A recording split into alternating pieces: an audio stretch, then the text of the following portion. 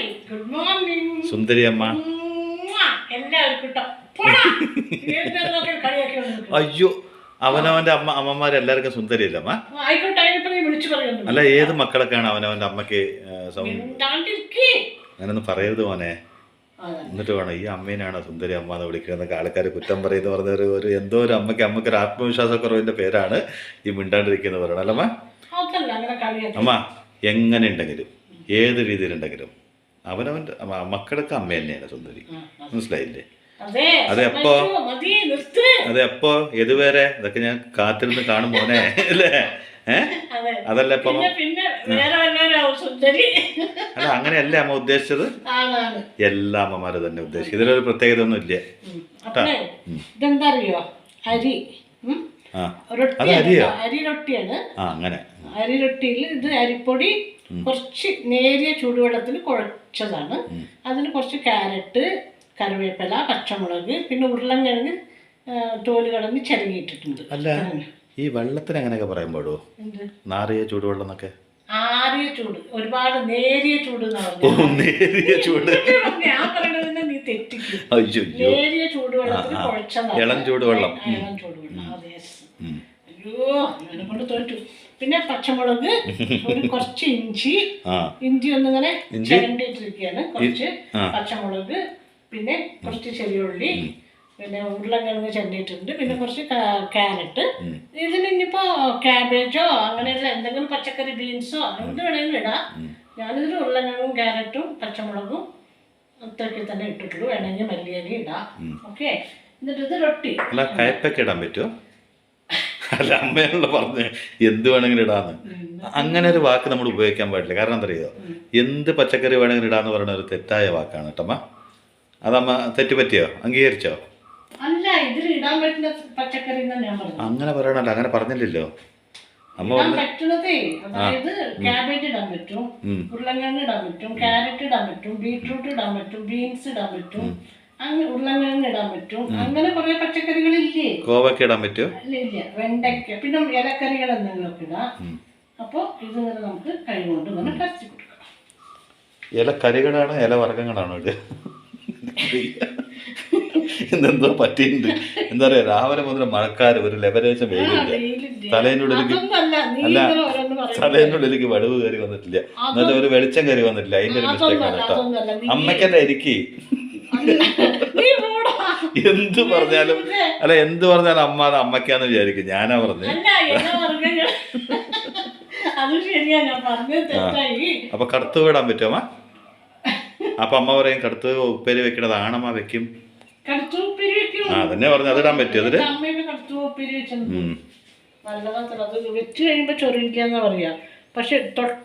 പക്ഷെ അതിന്റെ യഥാർത്ഥ കഥ എന്താ അറിയോ അമ്മയ്ക്ക്? അതിന്റെ യഥാർത്ഥ കഥ എന്താണെന്നറിയോ അമ്മയ്ക്ക്?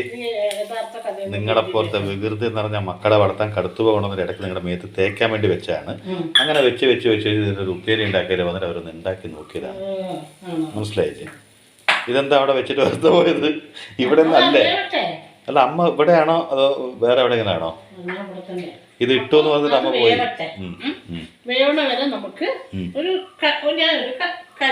അയ്യോ, പറയണം. നോക്ക് ചക്ക, വെറുതെ എന്നെ കളിയാക്കരുത്. നീ പ്രോത്സാഹിപ്പിക്കുകയാണെന്നാണ് എല്ലാവരുടെയും ധാരണ. പക്ഷെ നീ കളിയാക്കലാണ് അതിനെക്കാളും കൂടുതൽ. എന്താ ഞാൻ പറയാൻ പോകുന്നത്, ഇപ്പൊ നമുക്ക് ഒരുപാട് സുഖ സൗകര്യങ്ങളും പൈസയും സമ്പത്തും ഒരുപാട് സന്തോഷമൊക്കെ വന്നു കഴിയുമ്പോ നമ്മൾ ഒരുപാട് സന്തോഷിക്കും, മതിമറന്ന് സന്തോഷിക്കും. കൂടെ കുറച്ച് അഹങ്കാരവും ചിലപ്പോ വരും. മനുഷ്യന്മാരല്ലേ? എല്ലാ മനുഷ്യർക്കും, ഒരാൾക്കും നല്ല എല്ലാവർക്കും, എനിക്കടക്കം നിനക്കടക്കം എപ്പോ വന്ന് നോക്കിയാ മതി. അങ്ങനെ വരും. സഹജമാണ് അത് മനുഷ്യന്. പക്ഷെ മനുഷ്യൻ എപ്പോഴും ഒരു കാര്യം ആലോചിക്കണം. എപ്പോഴും ഈ ബുദ്ധവചനത്തിലും മറ്റുള്ള വചനങ്ങളിലൊക്കെ പറഞ്ഞിട്ടുണ്ട് ഒരുപാട്. എന്താ അറിയോ, അവിടെ ആരാളുള്ളത്? ഇങ്ങോട്ട് നോക്കൂ. ഇതും കടന്നു പോകും എന്നൊരു വേർഡ്സ്, ആ ഒരു വേർഡ്സ് ഇല്ലേ, അത് നമ്മൾ എപ്പോഴും ഈ സമയവും കടന്നു പോകുന്നാണ് ഉദ്ദേശിച്ചത്. ഈ സമയവും കടന്നു പോകും. ഞാൻ എന്ത് കടന്നു പോകും ഇതുവരെ ആലോചിക്കുകയാണ് ഞാൻ. ഈ സമയവും കടന്നു പോകും. നീ ഓരോന്ന് പറഞ്ഞിട്ട് തെറ്റി പോവുകയാണ്. അല്ല, ഇതും കടന്നു പോകും പറഞ്ഞ ഇപ്പുറത്തൊരു പൂച്ച വന്നിട്ടുണ്ട്, അതിനെയാണ് ഉദ്ദേശിച്ചത്. അതാ ഞാൻ നോക്കിയത്. അപ്പൊ അല്ല, അതവിടെ ഇരുന്നോട്ടെ. അത് നമ്മൾ എപ്പോഴും ഓർക്കണം. അതുപോലെ ഒരുപാട് സങ്കടങ്ങൾ വരും, ദുഃഖം വരും, നമുക്ക് നിരാശ, ദാരിദ്ര്യം, ഇങ്ങനെ പലതും ഉണ്ടാവില്ലേ. എന്തിനാ ഈ വേണ്ടാത്തതിന്റെ പേരൊക്കെ പറഞ്ഞ ദാരിദ്ര്യം? അത് വേണ്ട. അല്ല, അതെല്ലാം ഉണ്ടാവും, മനുഷ്യന് ഉള്ളതാണ് അതൊക്കെ. ഉണ്ടാവണ്ട. അപ്പൊ അതും ഇതേപോലെ ഈ സമയവും കടന്നു പോകുന്നുള്ള ചിന്ത നമ്മുടെ മനസ്സിലുണ്ടാവണം. അപ്പൊ ഈ സുഖ സൗകര്യങ്ങളും അതുപോലെ തന്നെയാണ് ഈ ദുഃഖങ്ങളും ഒക്കെ നമ്മൾ അതേപോലെ കാണണം. രണ്ടിനും ഒരുപോലെ നമ്മുടെ മൈൻഡിൽ ഒരു മൂലയിൽ എവിടെയെങ്കിലും നമ്മുടെ ഹൃദയത്തിൽ വേണം. മൈൻഡിലാണോ ഹൃദയത്തിലാണോ വേണ്ടത്? അപ്പൊ എന്നും ഈ രണ്ടും നമുക്ക് ശാശ്വതമല്ല. അപ്പോൾ അതിൽ നമ്മൾ കൂടുതൽ അഹങ്കരിക്കും വേണ്ട, ഇതിൽ ഒരുപാട് ദുഃഖിക്കും നിരാശപ്പെടും ഒന്നും വേണ്ട. ഈ സമയവും കടന്നു പോകുന്നുള്ള ആ ഒരു വേഴ്സ് നമ്മുടെ മനസ്സിന്റെ. ഞാനൊരു കാര്യം ചോദിക്കട്ടെ, ഞാൻ ഇതിലേക്കൊന്ന് കടന്നു വരട്ടെ, അപ്പൊ ആ സമയവും കടന്നു പോകും. പറയട്ടെ, ഒന്ന് കേൾക്കും. അമ്മ പറഞ്ഞത് നല്ലൊരു കാര്യമാണ്. പക്ഷെ ബംഗാളി ഇരുട്ടിനൊരു വെളിച്ചെത്തി, അത് എല്ലാത്തിനും ഓരോ വ്യത്യാസം ഉണ്ടാവും. അതുപോലെ തന്നെ ജീവിതത്തിൽ വരുന്ന പല സാഹചര്യങ്ങൾക്കും അതേപോലെ തന്നെയാണ്. അത് എന്നും ശാശ്വതമൊന്നല്ല, ഒന്നും ഈ ലോകത്ത് ശാശ്വതമല്ല.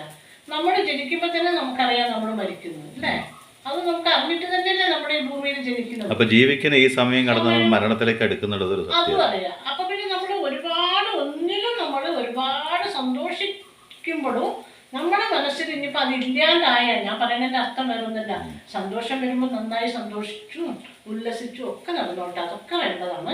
പക്ഷെ അപ്പോഴും നമുക്ക് അത് ഇല്ലാണ്ടാവുമ്പോഴും നമ്മൾ ദുഃഖിക്കരുത് എന്നാണ് അതിൻ്റെ അർത്ഥം. അതായത് ഈ സമയവും കടന്നു വീണ്ടും നമുക്ക് ഈ സന്തോഷം പോയാലും വീണ്ടും നമുക്ക് ആ സന്തോഷം തിരികെ എത്താം.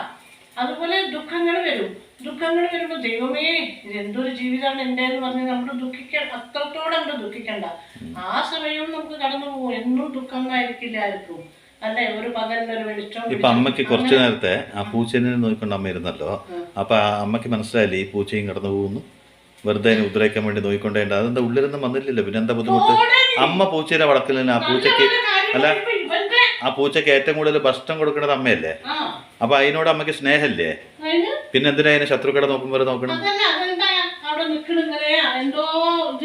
അത് ജീവനിലും സങ്കടത്തിലിരിക്കുകയാണെന്നോ?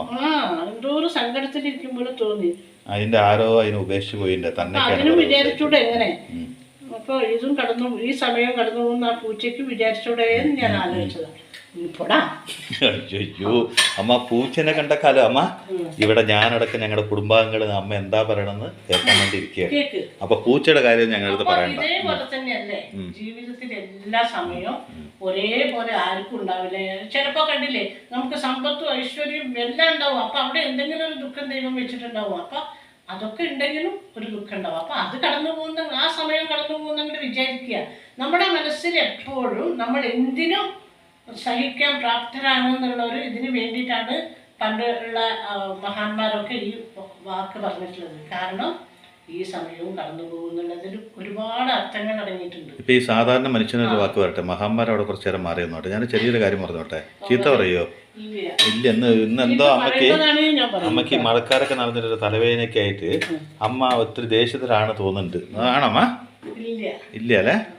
അതിപ്പോ പ്രേക്ഷകരുണ്ടല്ലോ, ദേഷ്യം ഉണ്ടാവില്ല, കുടുംബാംഗങ്ങളുണ്ടല്ലോ. അപ്പോ അത് അല്ലെങ്കിൽ വേണ്ട, ഞാൻ പറയുന്നില്ല. അപ്പൊ ഞാനൊരു കാര്യം പറയട്ടെ, അമ്മ പറഞ്ഞത് ശരിയാണ്, ഈ സമയവും കടന്നു പോകും. അതിൻ്റെ ഒപ്പം തന്നെ നമ്മളൊരു കാര്യം ചിന്തിക്കണം കേട്ടോ. നമ്മുടെയൊക്കെ ജീവിതത്തിൽ എത്രയൊക്കെയോ ദുഃഖങ്ങൾ വന്നു, അതവിടെ നിന്നോ? അത് കടന്നു പോയി. എത്രയൊക്കെയോ സന്തോഷങ്ങൾ വന്നു, അതവിടെ നിന്നോ? അതും കടന്നുപോയി. അപ്പൊ ബുദ്ധൻ ആലോചിച്ചിട്ടാണ് പറഞ്ഞെനിക്ക് തോന്നുന്നു, ഈ സമയവും കടന്നുപോയി. ഇപ്പൊ ഒരുപാട് നമുക്ക് സന്തോഷം ഉണ്ടെങ്കിൽ മതിമറന്ന്, നമ്മുടെ ചുറ്റുവട്ടങ്ങളെ മറന്ന്, ബന്ധങ്ങളെ മറന്ന് നമ്മൾ ജീവിക്കരുത്. നാളെ ഒരു സങ്കടം വരുമ്പോൾ അയ്യോ ഇതോടുകൂടി എൻ്റെ അവസാനമായെന്നും വിചാരിക്കരുത്. കാരണം ഇത് രണ്ടും നമ്മുടെ ജീവിതത്തിൽ ഇതിനേക്കാളും മുമ്പ് വന്നു പോയതാണ്. ആ ചിന്ത നമ്മുടെ മനസ്സിൽ എന്നും ഉണ്ടാവണം. അതുപോലെ നമ്മുടെ ഒപ്പം ജീവിച്ചവർ, അവരിപ്പോൾ നമ്മുടെ ഒപ്പം ഉണ്ടോ? അവർ ഓർമ്മകൾ മാത്രമേ ജീവിച്ചിരിക്കുന്നുള്ളൂ അല്ലേ? അപ്പോൾ നമ്മളെന്ന് പറഞ്ഞ വ്യക്തിയടക്കം നാളെ ഇവിടുന്ന് കടന്നു പോകേണ്ടവരാണ്. അപ്പോൾ സന്തോഷവും സങ്കടവും ഇതൊന്നും നമുക്ക് ശാശ്വതമല്ല. ദുഃഖവും ശാശ്വതമല്ല, സന്തോഷവും ശാശ്വതമല്ല. ഇന്ന് വരും, നാളെ പോവും, നിമിഷം മാത്രം കൊണ്ട് മാറി മറയും. പക്ഷെ നമ്മളെന്ന് പറഞ്ഞ വ്യക്തിത്വം, നമ്മുടെ സ്വഭാവം, നമ്മുടെ മനസ്സ്, അതൊരിക്കലും ഒരു കാലത്തും മാറാതിരിക്കട്ടെ. പിന്നെ നമ്മൾ ബാക്കി വെച്ച ഓർമ്മകൾ, അത് നല്ലതായാലും ചീത്തയായാലും അതും അവിടെ ബാക്കി ഉണ്ടാവും. ഇപ്പൊ നല്ലതാണെന്ന് വെച്ചാൽ എല്ലാവരും പറയും, അയ്യോ എന്തൊരു നല്ല മനുഷ്യനായിരുന്നു, എന്തൊരു നല്ല ആളായിരുന്നു, എന്തൊരു നല്ല സ്വഭാവമായിരുന്നു എന്ന് പറയും. ഒരു ചീത്ത കൊണ്ടുവന്ന അയാൾ മോശപ്പെട്ടവനായിരുന്നു, ജീവിച്ചിട്ട് വലിയ ഗുണമൊന്നും ഉണ്ടായിരുന്നില്ല എന്ന് പറയും. അങ്ങനെയും പറയും. അപ്പൊ ഈ ഓർമ്മകളാണ് ബാക്കി നിൽക്കുള്ളൂ. ഈ ഓർമ്മകൾ നല്ലതായാലും ചീത്തയായാലും നമ്മുടെ ചെയ്ത കർമ്മങ്ങളനുസരിച്ച് ആ ഓർമ്മകൾ ഈ ഭൂമിയിൽ പലരുടെയും മനസ്സിൽ നിൽക്കും. അപ്പൊ എന്തെങ്കിലും നമ്മുടെ ജീവിതത്തിലൊക്കെ ഒരുപാട് സങ്കടങ്ങളൊക്കെ നമ്മുടെ ജീവിതത്തിൽ റൊട്ടി അപ്പൊ ഒരുപാട് റൊട്ടിയും കൂടി അതിലിട്ടെ, എന്നിട്ട് പിന്നെ ബാക്കി നമുക്ക് പിന്നെ ചുട്ടെടുക്കാം.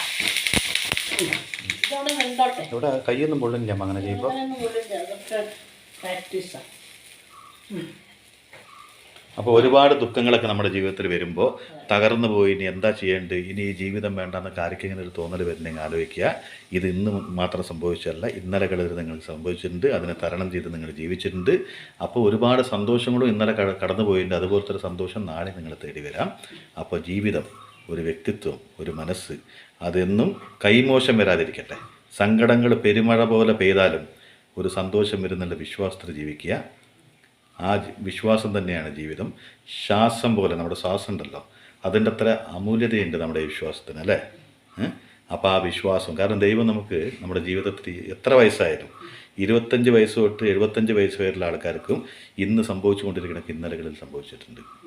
അപ്പോൾ നമ്മൾ വിചാരിക്കും ഇന്നത്തെ ദുഃഖമാണ് ഏറ്റവും വലിയ ദുഃഖം, ഇതിനെക്കാട്ടിലും വലിയ ദുഃഖം ഞാൻ അനുഭവിച്ചിട്ടേ ഇല്ല എന്ന് വിചാരിക്കും. അത് വെറും നിങ്ങളുടെ ചിന്ത മാത്രമാണ്.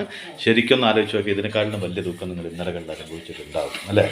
അതുപോലെ തന്നെ ഇന്ന് കിട്ടുന്ന ഐശ്വര്യങ്ങളൊക്കെ കിട്ടുമ്പോൾ നിങ്ങൾ വിചാരിക്കും ജീവിതത്തിൽ ഏറ്റവും വലുത് എന്നാണ് ഇന്ന് കിട്ടിയതാണ്, എൻ്റെ ലൈഫിൽ എനിക്ക് ഇതുവരെ കിട്ടിയിട്ടില്ല എന്ന് നിങ്ങൾക്ക് വിചാരിക്കാം. അത് നിങ്ങൾ വിചാരിക്കുന്നത് നിങ്ങളുടെ ആ ഐശ്വര്യത്തിൻ്റെ ക്വാണ്ടിറ്റി നോക്കിയിട്ടായിരിക്കും. പക്ഷേ അതിനേക്കാളിലും വലിയ സന്തോഷം, അതിനേക്കാളിലും കുറവ് ഐശ്വര്യം നിങ്ങളുടെ കയ്യിലുള്ളപ്പോൾ നിങ്ങൾ ഇതിനേക്കാളിലും കൂടുതൽ സന്തോഷം ഉണ്ടാവും. ആ കാലഘട്ടങ്ങൾ മറക്കരുത്.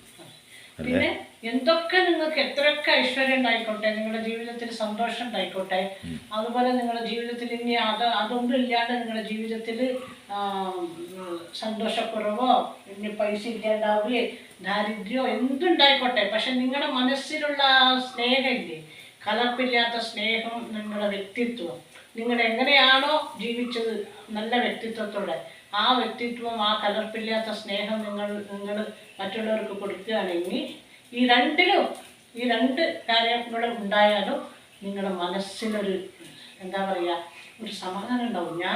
അന്നും ഞാൻ ഇങ്ങനെ തന്നെയായിരുന്നു, ഇന്നും ഞാൻ ഇങ്ങനെയാണ്, ഇല്ലാത്തപ്പോഴും ഞാൻ എങ്ങനെയാണ്, ഇന്ന് ഒരുപാട് ഐശ്വര്യങ്ങൾ ഉള്ളപ്പോഴും ഐശ്വര്യം വന്നപ്പോഴും ഞാൻ ഇങ്ങനെയാണ്, ഇനി അത് ഇല്ലാണ്ടായപ്പോഴും ഞാൻ ഇങ്ങനെയാണ് എന്നുള്ള ആ ഒരു അവനവന് തന്നെ ഒരു ആത്മവിശ്വാസം മനസ്സിലുണ്ടാവും. ഞാൻ എന്നും ഒരേപോലെ ആയിരുന്നു.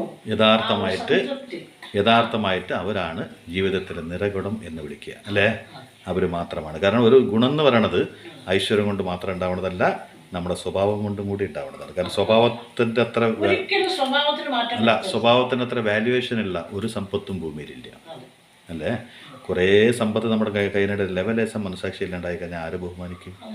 നമുക്ക് ഈ സ്നേഹം എന്ന് പറയണതില്ലേ, അതിന് പണം വേണ്ട, അല്ലെങ്കിൽ പട്ടിണിയാണോ പരിജീവനാണോ എന്നുള്ള അതൊന്നും അതിന് ബാധകമല്ല. ഏത് സമയത്തും നമുക്ക് സ്നേഹിക്കാം. അത് കലർപ്പില്ലാത്ത സ്നേഹമായിരിക്കും. ചിലരൊക്കെ കണ്ടില്ലേ ഒരുപാട് അഭിനയിക്കരുത്.